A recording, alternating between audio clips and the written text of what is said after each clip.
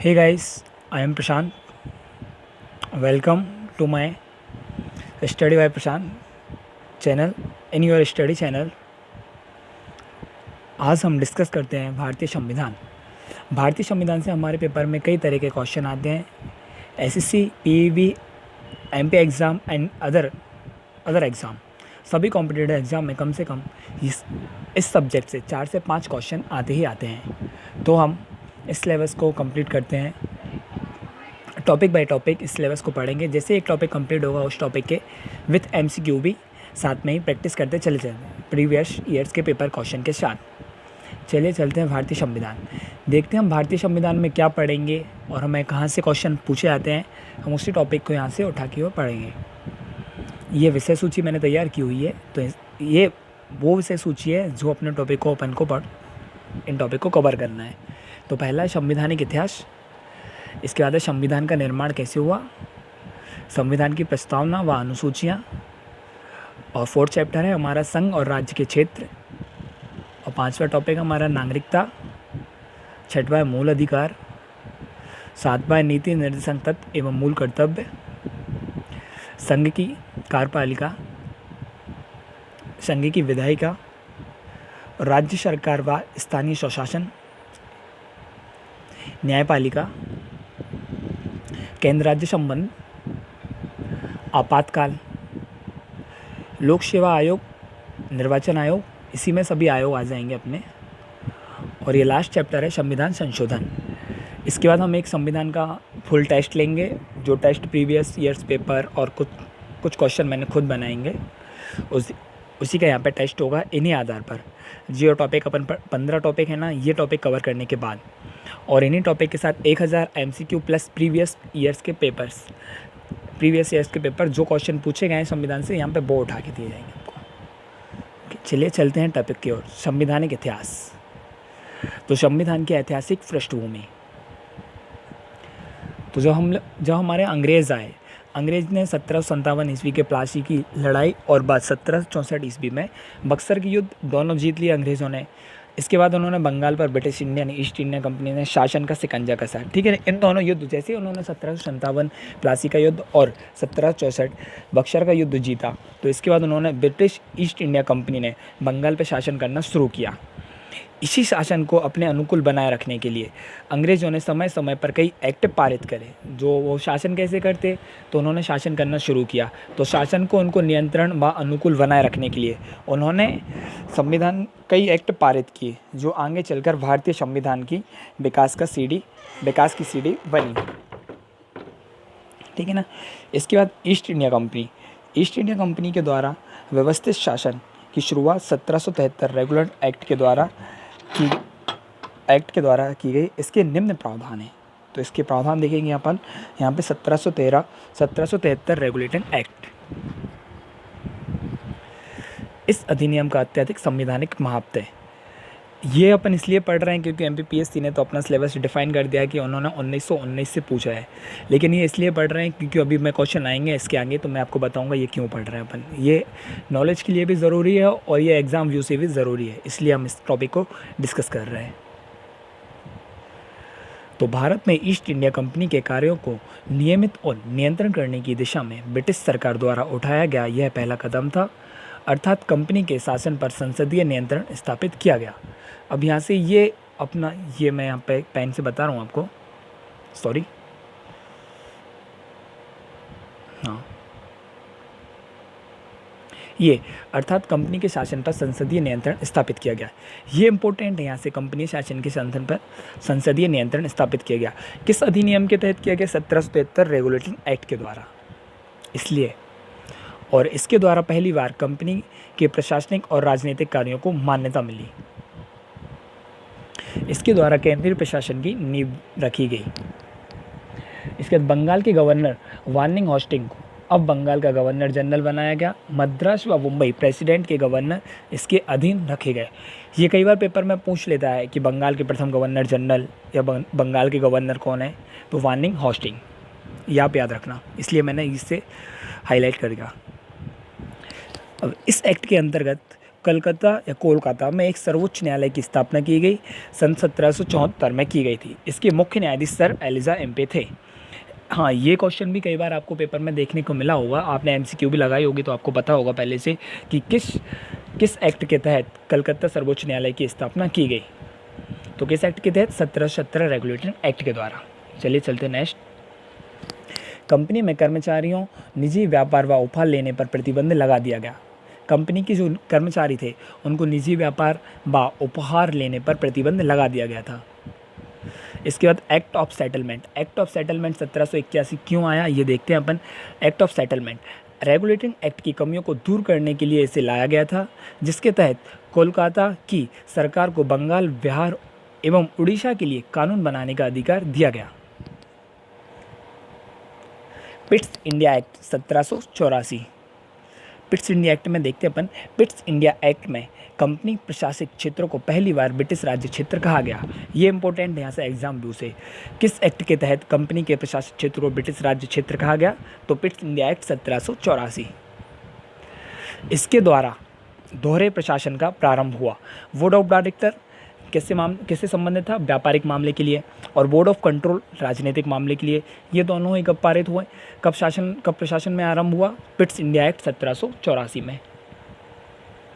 यदि आपको इसकी पीडीएफ चाहिए है तो आप मुझे व्हाट्सअप कर सकते हैं, मेरा नंबर डिस्क्रिप्शन में है, या आप मेल कमेंट सेक्शन में मेल कर सकते हैं, तो मैं आपको मेल भी ये पीडीएफ शेयर कर दूंगा आपके लिए। अब 1786 का चार्टर्ड अधिनियम। इस चार्टर्ड अधिनियम में गवर्नर जनरल को अपनी परिषद के बहुमत के निर्णय पर वीटो का अधिकार दिया गया, और गवर्नर जनरल को भारत में मुख्य सेनापति बनाया गया। लॉर्ड कॉर्नवालिस पहला व्यक्ति था जिसे गवर्नर जनरल का मुख्य सेनापति दोनों शक्तियां प्रदान की गई थी। ठीक है ना, ये याद रखना, बस यहाँ से इतना ही है। और इसका 1793 का चार्टर्ड अधिनियम। इस अधिनियम के द्वारा नियंत्रण बोर्ड के सदस्य तथा कर्मचारियों के वेतन आदि को भारतीय राजस्व में से देने की व्यवस्था की गई। किस अधिनियम? ये क्वेश्चन की व्यू से आएगा, क्वेश्चन आपसे ऐसे पूछ सकता है, किस अधिनियम के द्वारा नियंत्रण बोर्ड के सदस्य तथा कर्मचारियों को वेतन आदि को भारतीय राजस्व में से देने की व्यवस्था की गई? तो चार्टर्ड अधिनियम 1793। 1813 का चार्टर्ड अधिनियम। इस अधिनियम की मुख्य विशेषताएं निम्न हैं। कंपनी के अधिकार पत्रों को 20 वर्षों के लिए बढ़ा दिया गया। किस अधिनियम के तहत 20 वर्षों के लिए कंपनी को 20 वर्षों के लिए बढ़ा दिया गया अधिकार पत्र, यानी कंपनी यहाँ पे 20 साल और भी व्यापार कर सकती है। तो सेकंड पॉइंट है अपना, कंपनी के भारत के साथ व्यापार करने का एकाधिकार छीन लिया गया। जो कंपनी भारत में व्यापार करने आई थी तो उससे व्यापार करने का एक अधिकार छीन लिया। उसने खाली चीन के साथ व्यापार एवं पूर्ववर्ती देशों के साथ चाय का व्यापार के संबंध पे 20 वर्षों के लिए अधिकार प्राप्त किया। उसने चीन के साथ व्यापार संबंधित बनाए रखे चाय के व्यापार के लिए, और कुछ सीमाओं के अधीन सभी ब्रिटिश नागरिकों के लिए भारत के साथ व्यापार खोल दिए गए। यानी जो कुछ ब्रिटिश नागरिक थे उनके लिए भी भारत में ब्रिटिश व्यापार खोल दिए गए थे। इसके बाद 1833 का चार्टर्ड अधिनियम। तो उस अधिनियम में क्या कहा था इन्होंने? चीन के साथ भी व्यापार प्रारंभ किया था, लेकिन इस अधिनियम के तहत इस अधिनियम के द्वारा कंपनी ने व्यापारिक अधिकार पूर्णतः समाप्त कर दी गए। अब इन्होंने चीन के साथ भी चाय का व्यापार पूर्ण तरीके से समाप्त कर दिया गया था। अब कंपनी का कार्य ब्रिटिश सरकार की ओर से मात्र भारत का शासन करना रह गया, और इस अधिनियम के तहत बंगाल के गवर्नर जनरल को भारत का गवर्नर जनरल कहा जाने लगा। इसलिए लॉर्ड विलियम बेंटिंक प्रथम गवर्नर जनरल बने। बंगाल के अंतिम गवर्नर जनरल कौन थे? Lord William Bentinck. और भारत के प्रथम गवर्नर जनरल कौन है? Lord William Bentinck. ये क्वेश्चन आराम से आप एक बार फिर से सुनना। इस क्वेश्चन में दो क्वेश्चन है। एक तो ये बंगाल के अंतिम गवर्नर जनरल, और दूसरा भारत के अंतिम गवर्नर जनरल। आंसर दोनों का एक ही है, लॉर्ड विलियम बेंटिंक। इस अधिनियम के तहत एक विधि आयोग का गठन किया गया, और लॉर्ड मैकॉले विधि आयोग के प्रथम अध्यक्ष नियुक्त किए गए। किसे विधि आयोग का प्रथम अध्यक्ष किसे नियुक्त किया था? लॉर्ड मैकॉले को विधि आयोग का प्रथम अध्यक्ष नियुक्त किया गया था। चलिए चलते हैं दूसरे। भारत में दास प्रथा को विधि विरुद्ध घोषित कर दिया गया तथा 1843 ईस्वी में उनका उन्मूल्यांकन कर दिया गया था। यह क्वेश्चन समझ में आया आपको? भारत में दास प्रथा को विधि विरुद्ध घोषित कब कर दिया गया था? 1843 में, वहाँ उनका उन्मूल्यांकन भी कर दिया गया था।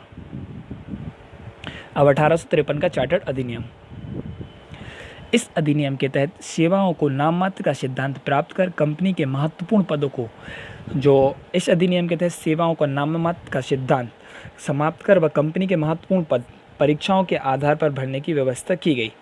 1854 ईस्वी में लॉर्ड मैकले की समिति में इसकी नियुक्ति की गई थी। ठीक है। इस अधिनियम के द्वारा गवर्नर जनरल की परिषद के विधि प्रशासनिक कार्यों को अलग कर दिया गया। इसके द्वारा परिषद में 6 नए पार्षद जोड़े गए, जिसे विधान परिषद कहा गया। 1858 का भारत शासन अधिनियम, तो ये इंपॉर्टेंट है यहाँ से। भारत शासन अधिनियम 1857 की क्रांति और उसके बाद भारत शासन अधिनियम। अब इन्होंने क्या किया कि ये भारत में आए। भारत में तो अभी तक ये व्यापार के साथ साथ शासन कर रहे थे, लेकिन अब इनका उद्देश्य क्या हुआ, टोटल शासन ही करना। व्यापार तो ठीक है, शासन भी करने लगे थे अब इसके तहत ये। तो चलिए देखते हैं यहाँ से इंपॉर्टेंट। तो भारत का शासन कंपनी से लेकर ब्रिटिश क्राउन के हाथों में सौंप दिया गया था। तो अब यहाँ पे कंपनी शासन नहीं कर रही थी, अब कौन शासन कर रहा है, ब्रिटिश क्राउन, जो यहाँ भारत से बहुत ही दूरी पर इंग्लैंड में बैठे हुए हैं। सेकंड, भारत में मंत्री परिषद की व्यवस्था की गई। भारतीय मामलों पर ब्रिटिश संसद का सीधा नियंत्रण स्थापित किया गया।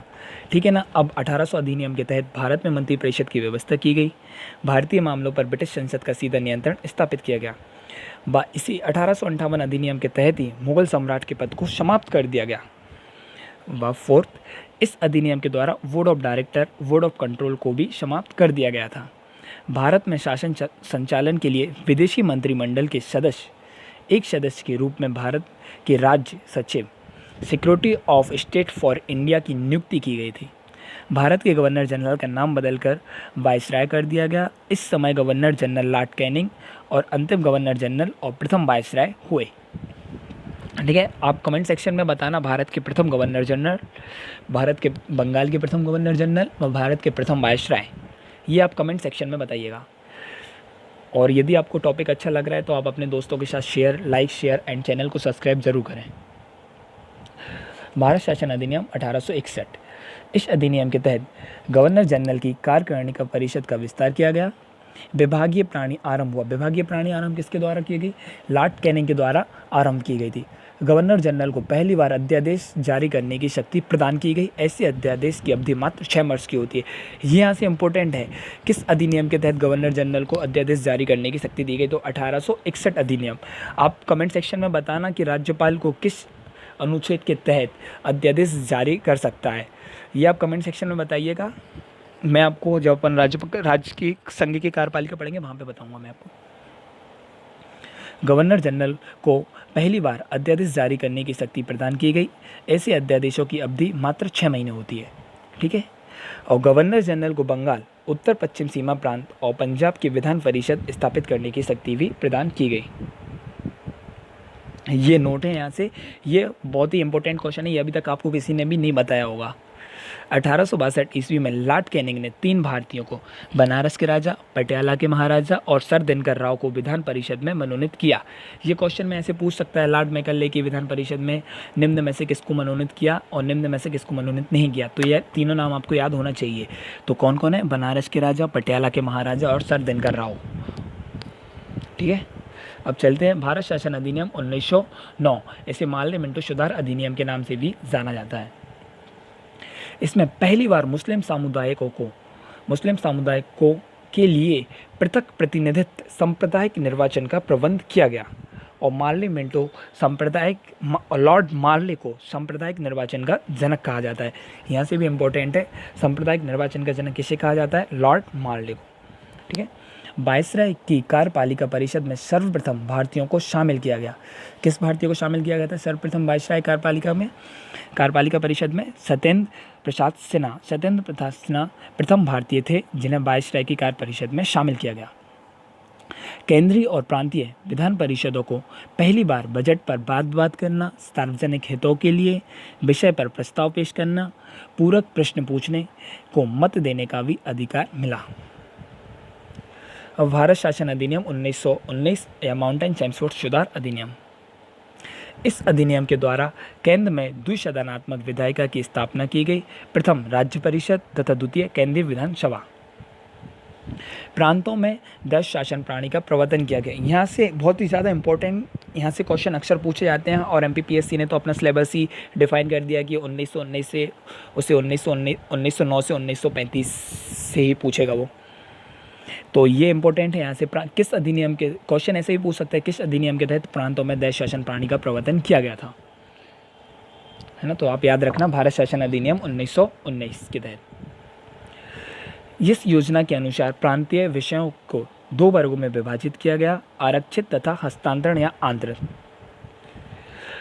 भारत शासन अधिनियम 1935, ये इंपॉर्टेंट है यहाँ से सारा। इस अधिनियम के द्वारा प्रांतों में द्वैध शासन की व्यवस्था का अंत कर दिया गया, उन्हें एक स्वतंत्रता और स्वशासित संवैधानिक आधार पर प्रदान किया गया। देखो यहाँ पे क्वेश्चन आया ना, प्रांतों में द्वैध शासन का अंत कर दिया, किस अधिनियम के तहत? 1935 के तहत। उन्हें स्वतंत्र और स्वशासित संवैधानिक आधार प्रदान किया गया। एक और दूसरा पॉइंट देखिए, इसमें केंद्र में द्वैध शासन की स्थापना, इस अधिनियम में केंद्र में द्वैध शासन लागू किया गया। पहले बर्मा बोलते थे, बाद में म्यांमार को भारत से अलग कर दिया गया था। कब? 1935 भारत शासन अधिनियम के तहत। और इसमें केंद्र एवं राज्यों के मध्य शक्तियों का विभाजन भी हुआ। इसमें 3 सूचियाँ बांटी हुई। तो इसमें पहली सूची है केंद्र सूची, राज्य सूची और संवर्त सूची। इसके तहत संघीय न्यायालय एवं तथा रिजर्व बैंक की स्थापना की गई थी। किसके तहत? 1935 भारत शासन अधिनियम के तहत। इसका लगभग 2/3 भाग आगे चलकर संविधान में रखा गया। ये क्रिप्स मिशन कब आया? मार्च 1942 में। इसमें क्रिप्स मिशन, स्टोफोर्ड क्रिप्स इसके अध्यक्ष थे। क्रिप्स मिशन में द्वितीय विश्व युद्ध की समाप्ति पर भारत में डोमिनियन राज्य का दर्जा तथा संविधान निर्माण के लिए संविधान सभा के गठन का प्रस्ताव दिया था। किसने दिया था? स्टोफोर्ड क्रिप्स ने। यह मिशन भारतीयों की भावनाओं को संतुष्ट करने में असफल रहा। बस यहाँ से इतना ही है। एक और है इसने गांधी जी ने क्रिप्स मिशन के बारे में आगे की तारीख का चेक तथा पोस्ट डेटेड चेक व जवाहरलाल नेहरू ने, जिसका बैंक पहले ही नष्ट हो, ऐसे वाक्य दिए। ये कैबिनेट मिशन कब आया? कैबिनेट मिशन आया मार्च 1946 में। तो कैबिनेट मिशन 15 फरवरी 1946 को इंग्लैंड के प्रधानमंत्री क्लेमेंट एटली ने घोषणा की कि ब्रिटिश सरकार ने भारतीयों को स्वतंत्रता प्रदान करने का निर्णय लिया। इसकी रूपरेखा प्रस्तुत करने के लिए 24 मार्च 1946 को 3 सदस्यीय कैबिनेट मिशन भारत आया। ये इंपॉर्टेंट है यहाँ से। इसके 3 सदस्य थे। तो लॉर्ड पैथिक लॉरेंस अध्यक्ष थे और वह सदस्य स्टोफोर्ड क्रिप्स तथा एवी अलेक्जेंडर। ये आप याद रखना, वो आपसे डायरेक्ट भी पूछ सकता है। हिस्ट्री का भी क्वेश्चन हो गया, ये मॉडर्न हिस्ट्री में भी आ गया और ये आपका संविधान में भी आ गया।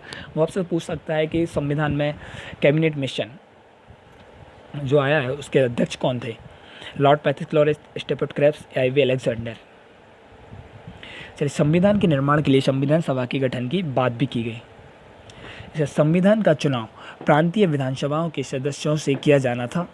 महात्मा गांधी के नेतृत्व में कांग्रेस ने कैबिनेट मिशन योजना को स्वीकार कर लिया, किंतु अंतरिम सरकार की योजना को मुस्लिम लीग ने विरोध किया। जो अंतरिम सरकार थी मुस्लिम लीग की, उन्होंने इसको विरोध किया था, क्योंकि वो विभाजन के तौर पर चढ़े हुए थे कि भारत को अलग, पाकिस्तान को अलग, इसलिए उन्होंने विरोध किया था। और भारत शासन अधिनियम 1947, तो यह अधिनियम 4 जुलाई 1947 को, ये यहाँ पे ब्रिटिश है, अब सुधार कर लीजिएगा। 1 मिनट में कर रहा हूँ, सॉरी,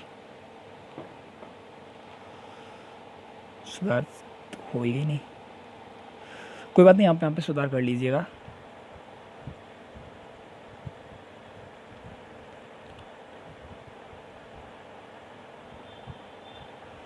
हो गया। यह अधिनियम 4 जुलाई 1947 को लेटेस्ट संसद में पेश हुआ। 18 जुलाई 1947 को ब्रिटिश संसद के द्वारा पारित किया गया था। इस अधिनियम पर हस्ताक्षर करने वाले ब्रिटिश सम्राट कौन थे? जॉर्ज पंचम। ये याद रखना, ये बहुत ही इंपॉर्टेंट है कि भारत शासन अधिनियम 1947 पर अधिनियम पर हस्ताक्षर करने वाले ब्रिटिश सम्राट कौन थे? जॉर्ज पंचम। 15 अगस्त 1947 को भारत व पाकिस्तान नामक 2 अधिराज्य बनाए जाएंगे और उनको, ये यहाँ पे गलत है, और उनको संविधान सरकार सत्ता सौंपी दी जाएगी। यहाँ पे ब्रिटिश सरकार के द्वारा सत्ता सौंपी दी जाएगी, यहाँ पे भी गलत है, आप अपना सुधार कर लीजिएगा, मैं आपको उसमें दे दूँगा, PDF में सही कर दूँगा। सत्ता का उत्तरदायित्व होने के अविराज्यों में संविधान को सौंपा जाएगा। जैसे सत्ता का उत्तरदायित्व दोनों जैसे दोनों का सत्ता राज्यों का और राज्यों का संविधान को सौंपा दिया जाएगा। स्वतंत्र भारत की पहली कैबिनेट। तो भारत में 15 अगस्त 1947 में आज़ाद होने के बाद देश में प्रथम प्रधानमंत्री जवाहरलाल नेहरू ने 15 सदस्यीय मंत्रिमंडल का गठन किया। पंडित जवाहरलाल नेहरू ने प्रथम प्रधानमंत्री के रूप में पद ग्रहण किया। वायसराय लॉर्ड माउंटबेटन ने पहले गवर्नर जनरल के रूप में पदभार संभाला। हाँ, ये क्वेश्चन इंपॉर्टेंट बन सकता है यहाँ पे, स्वतंत्र भारत के पहले वायसराय कौन थे? ये आप कमेंट सेक्शन में बताइएगा, मैं आपको आगे बताऊँगा, ठीक है ना। स्वतंत्र भारत की कैबिनेट। तो स्वतंत्र भारत की कैबिनेट पंडित जवाहरलाल नेहरू, इनके पास कौन कौन से मंत्रालय थे? विदेशी मंत्रालय, प्रधानमंत्री विदेशी मंत्रालय, राष्ट्रमंडल संबंध मंत्रालय और वैज्ञानिक अनुसंधान मंत्रालय। और ये सरदार वल्लभ भाई पटेल, इनको सब जानते हैं, गृह और सूचना मंत्रालय इनके पास रहा है, प्रसारण मंत्रालय, भीमराव अंबेडकर कानून मंत्रालय, सरदार बलदेव सिंह रक्षा मंत्रालय और जॉन मथाई रेल एवं परिवहन मंत्रालय। ये मैंने इतने ही लिए हैं, तो ये 15, लेकिन ये अक्सर इंपॉर्टेंट है और यहीं से सवाल पूछे जाते हैं, इसलिए मैंने इतने ही लिया है। चलिए, ओके, बाय, जय हिंद दोस्तों। यदि आपको सेशन पसंद आया तो लाइक, शेयर एंड चैनल को सब्सक्राइब जरूर करें।